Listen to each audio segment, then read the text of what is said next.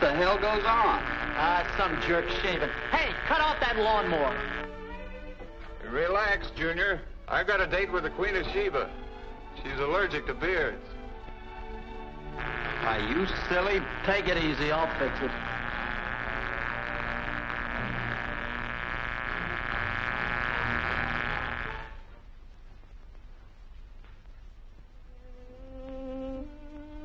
Frequency modulation, or FM, is a big step forward in radio. When you tune in, you hear what the studio mic hears.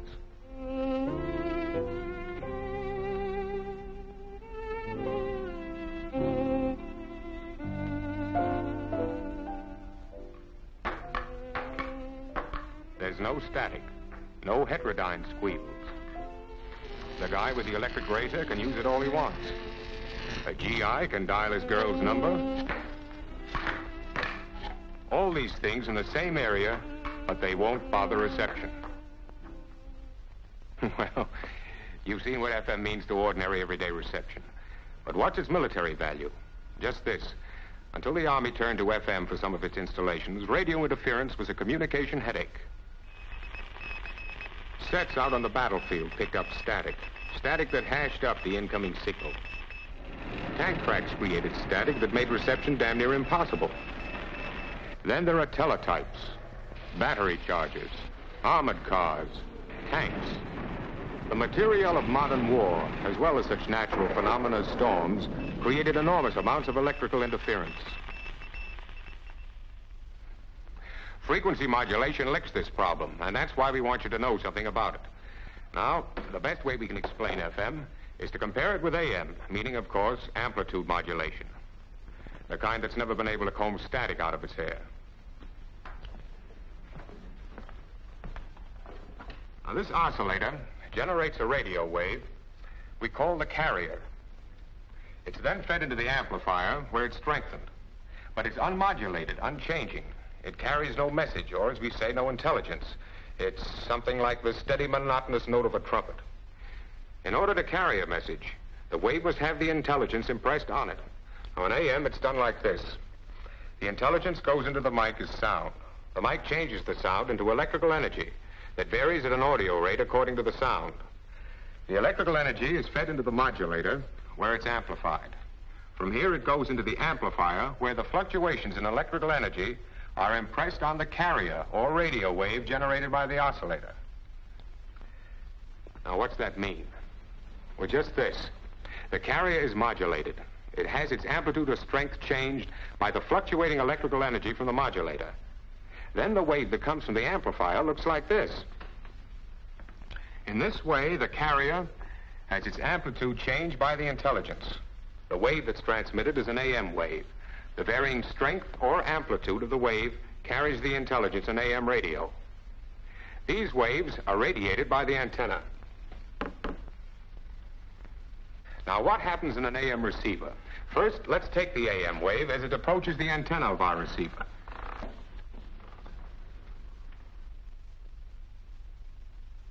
The AM receiver picks up the waves. First, it amplifies them this way.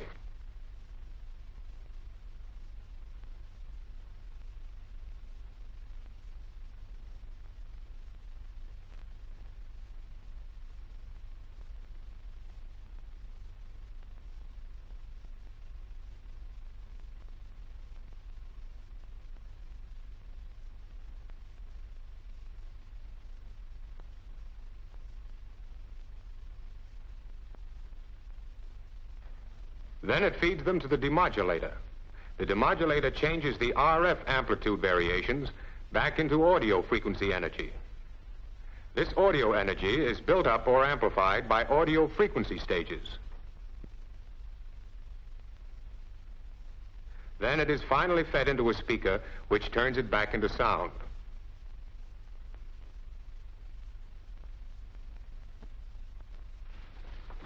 That's how amplitude modulation works. Of course, we've gone over parts of it pretty sketchily because we're taking for granted you're fairly well grounded in AM radio by now.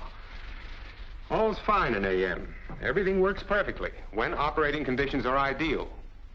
But suppose there's electrical interference of some sort. For instance, Here's our transmitter, and here's our receiver. Electrical impulses of all sorts produce amplitude variations in a radio wave, much the same as the audio signal in the AM transmitter over there to the left.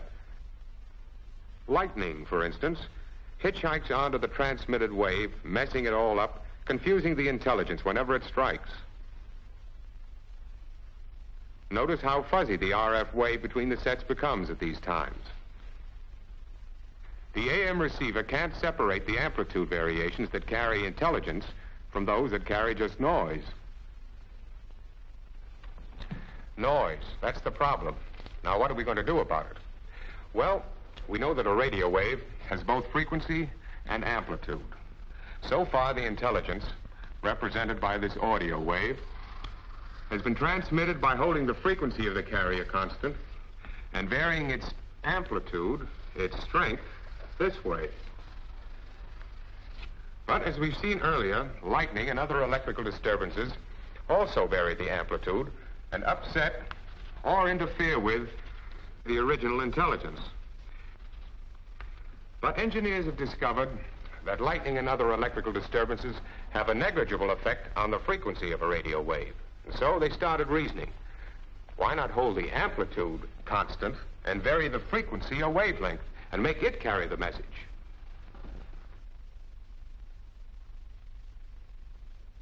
Where AM carries its intelligence by increasing and decreasing the strength of its carrier, this new type would do the same job by varying or modulating the frequency of its carrier.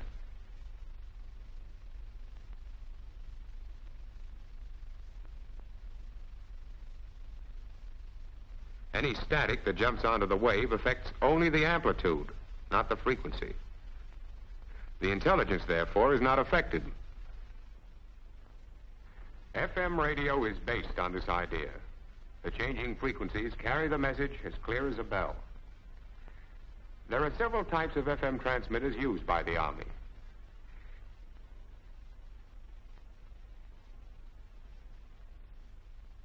To get a good, clear picture of frequency modulation and its general characteristics, we'd better consider a simple set first.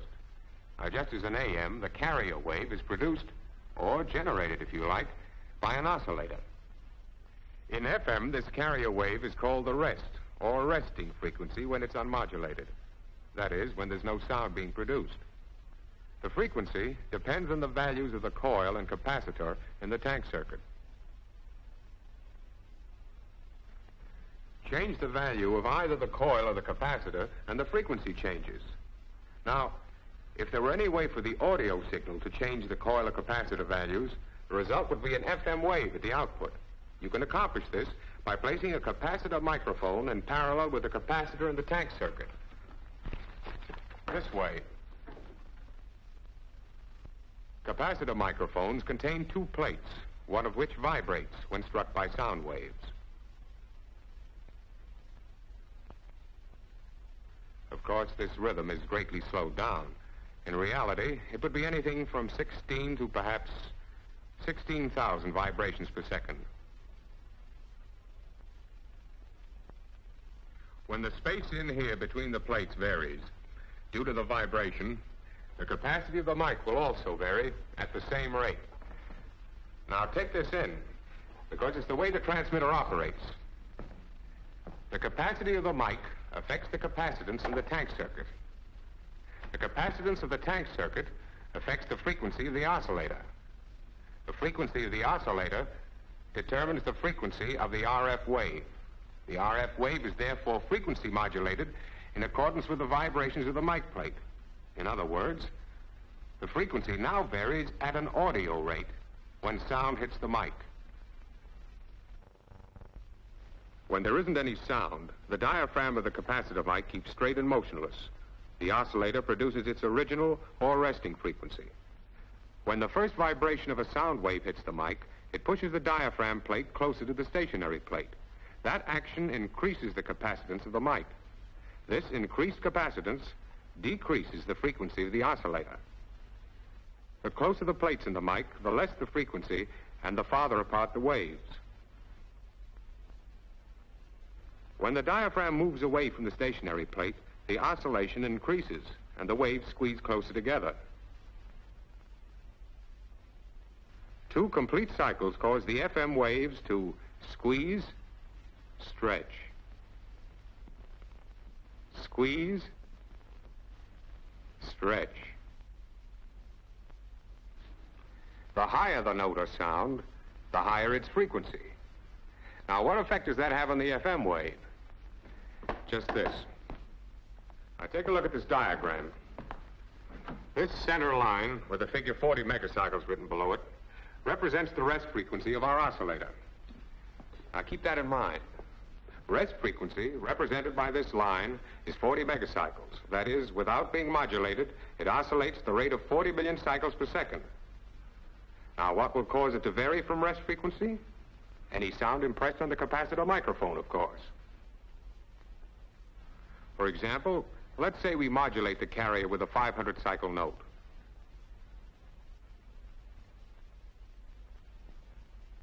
We get a frequency that swings back and forth above and below the rest frequency 500 times per second. Suppose we increase the frequency of the note to 1,000 cycles per second. See the difference?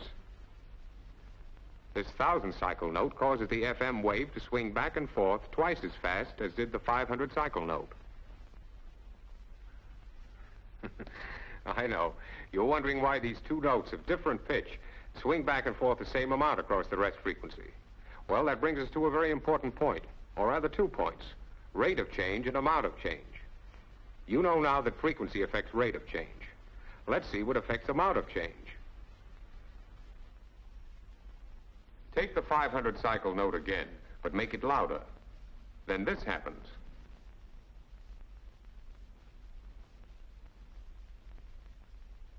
See it?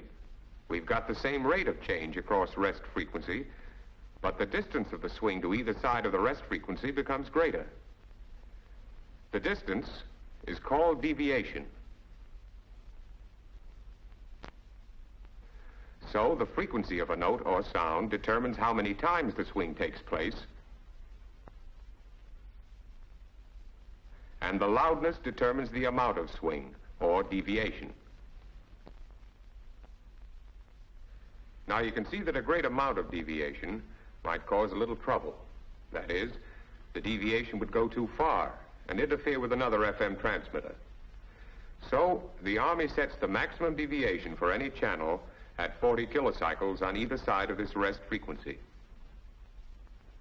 In other words, the strongest audio signal that can be used for modulating a transmitter is one that allows only a deviation of 40 kilocycles on either side of the rest frequency.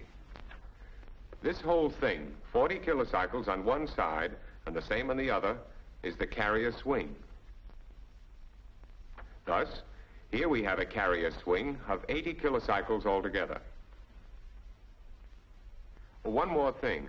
There has to be a separation between channels. That is, we've got to have some method of protecting one channel from possible slopover from another. So, here's what we do. We provide guard bands on each side of the maximum deviation. Each band is 10 kilocycles wide, making a total of 20 kilocycles. The channel allotted to each station consists of 2 deviation ranges of 40 kilocycles each, plus a 10 kilocycle guard band on each side. That's a total of 100 kilocycles.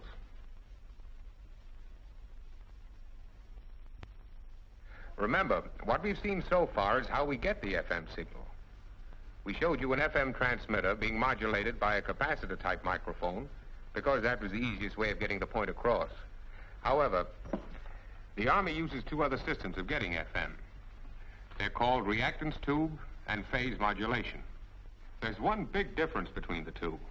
Reactance tube modulates in the oscillator stage, while phase does it in some succeeding stage. But no matter what method we use, an FM receiver will pick up the signal, and that gets us to the FM receiver. Naturally, because we're dealing with FM waves, we can't use the ordinary AM receiver. But the 2 are fairly similar. As a matter of fact, there are only 3 main differences. Number 1 is bandpass. All bandpass means is we've got to have a receiver that will pass the wide band or range of frequencies we're bound to get with FM. Taking care of that is pretty easy because it's just a matter of circuit design. Now, here's a difference we can't brush off as easily as we did the bandpass problem. A frequency modulation receiver has to have some means of cutting or clipping off amplitude variations which, in FM, carry noise, not intelligence. So, we get rid of them. How we do it, we'll see in a minute. And here's the third difference. The FM receiver has to be able to change the frequency variations back into audio amplitude variations. Now, let's see what a block diagram of an AM superhet receiver looks like. To change the AM receiver to an FM receiver, we have to make changes in the set. First, in the circuit to take care of bandpass. Now the amplitude limiting part. In place of this IF amplifier, we put a device called a limiter. This takes care of clipping off the amplitude variations that could hash up reception. All right, the limiter takes care of this. Now, something to take care of our third condition. In place of the demodulator in the AM receiver, we put a device called a discriminator. So, now we've satisfied all three conditions. The bandpass by means of circuit design, the amplitude limiting by means of the limiter, and the translation of frequency variations back into audio amplitude variations by the discriminator. Now we have an FM receiver. But there's a little more to it than just saying we put this here and that there. We want to understand what happens. All right? Here's a simplified diagram of a limiter. It consists of a tuned grid circuit, a resistor, a tuned plate circuit, and bypass capacitors. Also, this sharp cutoff tube. It operates at zero initial grid bias and low plate voltage. Let's see what the action of this limiter circuit is. Here is our FM wave as it leaves the transmitter. It's free of any amplitude variations. But as you saw before, the best laid plans of men and radio go astray, and our wave doesn't stay nice and clean. Amplitude variations creep in, caused by electrical disturbances. So, the wave looks like this when it reaches the antenna of our receiver. The frequency hasn't changed, but there are amplitude variations on the positive portion of the wave and variations on the negative portion.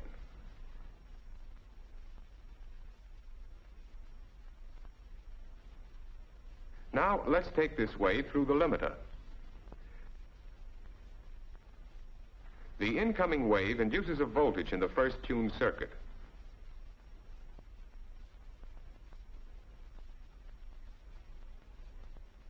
As you see here, the grid of the tube is connected directly to the tuned circuit. Now, with no initial bias, it stands to reason that any positive amplitude swing on the signal will make the grid positive. Therefore, since the grid is positive, it attracts electrons from the cathode of the tube. The electrons move along as a grid current. The more positive the amplitude variations of the wave, the more positive the grid will become, and the greater the grid current flow. But the grid current flow through this resistor produces a voltage drop which tends to buck the positive signal. Now you can see what's going to happen. As the positive amplitude of the wave increases, more and more electrons are attracted to the grid. More and more current flows through the grid circuit. This increased current flowing through the grid resistor develops an increasing negative voltage that acts against the incoming positive signal. The voltage drop across the resistor finally becomes so great that it prevents any further increase in positive amplitude of the signal from getting to the grid. Only a certain amount gets through. And what happens to the wave? Just this. The amplitude variations on the positive side of the wave are clipped, and with them go the noises they carry. But we've still got these to worry about. The negative amplitude variations. The clipping of the negative amplitude swings is simpler than clipping the positive. You've just seen that a positive swing in signal amplitude turns the grid positive. So we'll naturally get a negative grid when the swing of amplitude is negative. And the more that swing, the more negative the grid will become. And what effect does that have? Say the negative amplitude swing is just beginning. As soon as it begins, the grid becomes negative. That means that the grid will repel electrons that try to hop over from the cathode of the tube. Just a small negative charge in the grid means that not all the electrons from the cathode will be repelled. Some will flow through and get to the plate, thus causing a plate current to flow.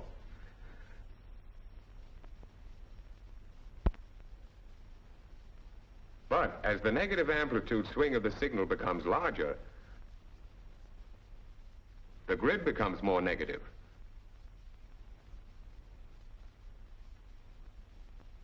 It repels more and more electrons that try to get over from the cathode.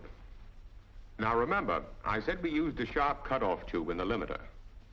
The tube is biased very quickly beyond cutoff. Therefore, it will quickly reach the point where its grid becomes so negative that it will repel any electrons emitted by the cathode. We get this effect on the incoming signal.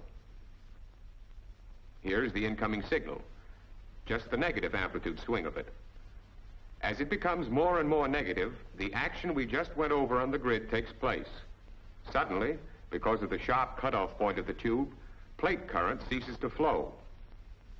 And any further negative amplitude variations won't get by. The negative portion of the wave now looks like this.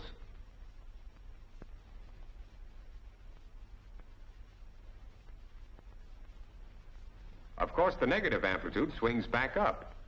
This means that the grid will become less negative until it reaches a point where the electrons can once more flow through to the plate. Plate current flows again. Now, combine the positive swing clipping action with the negative, and we get this. Here is our FM signal coming in with all its amplitude variations. It gets to the limiter. The two clipping actions we saw take place. First, the positive. The swing goes up and up until it's stopped, clipped off. Eventually, it starts down again toward the negative swing. It reaches the start of the negative swing and causes the grid to become negative. When the cutoff point of the tube is reached, the negative swing is clipped. The result of these clipping actions is this kind of a wave. Now we have what we went after, a wave with constant amplitude, with all amplitude variations clipped off. The intelligence is still with us, carried in the frequency variations. But we still have a little trouble to get rid of. Notice that the tops and bottoms are squared off. That will mean distortion of the signal. The tuned plate circuit takes care of that. It's able to smooth off any irregularities or sharp corners of a wave by what is called flywheel effect. So the wave that leaves the limiter will look like this. And that's it. Now the wave is ready for the discriminator, the device that interprets these frequency variations as audio voltage variations. Now, here's a simplified diagram of a discriminator. It consists of a tuned circuit,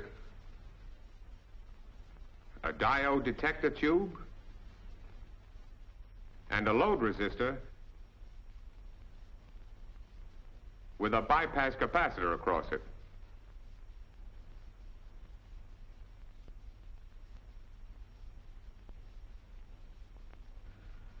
Now, as you know, a tuned circuit can pass a maximum voltage at its resonant frequency. That is, when the frequency of the incoming wave is the same as the resonant frequency of the circuit. Now, let's see the response curve of the tuned circuit.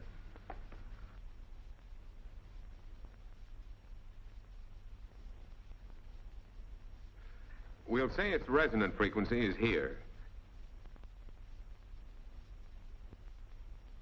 Now, here's a line that represents voltage, varying amounts of it. Any one point along this line represents the amount of voltage at that particular spot. Let this line represent rest frequency. The discriminator is purposely tuned off resonance with the incoming frequency. All right, as long as an unmodulated carrier is coming in, say at this frequency, it means that the output at the discriminator is a steady DC voltage. But now, watch what happens as the frequency of an FM wave, with its rest frequency here, gets closer to the resonant frequency of the discriminator. Now don't forget, here's the resonant frequency of the discriminator, and here's the voltage at the rest frequency of our FM wave. Now, when the frequency of the incoming wave is changed so that it moves closer to the resonant frequency of the discriminator, more voltage is passed by the discriminator. This means that the voltage output of the discriminator will rise in step. When the frequency of the incoming FM wave reaches its peak, the voltage reaches its peak. Now, as the frequency of the wave gets farther away from the resonant frequency of the discriminator, less voltage is passed. Here's the entire action. Watch it.